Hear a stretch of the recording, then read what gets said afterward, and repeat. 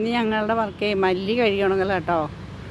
അത് ഇതൊക്കെ കഴുകി വാരി വെയിലത്ത് കൊണ്ടിട്ടിരിക്കുകയാണ്.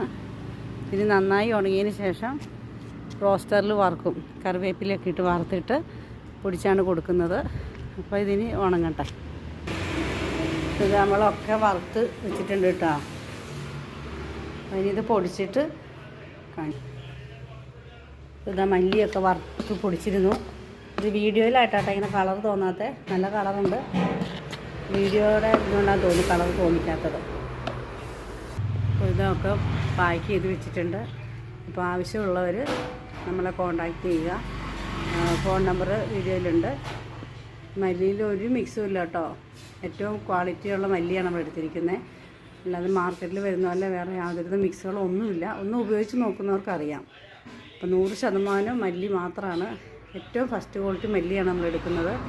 അപ്പോൾ ആവശ്യമുള്ളവർ ഈ നമ്പറിൽ കോൺടാക്റ്റ് ചെയ്യുക, നമ്മൾ അയച്ചു തരുന്നതായിരിക്കും.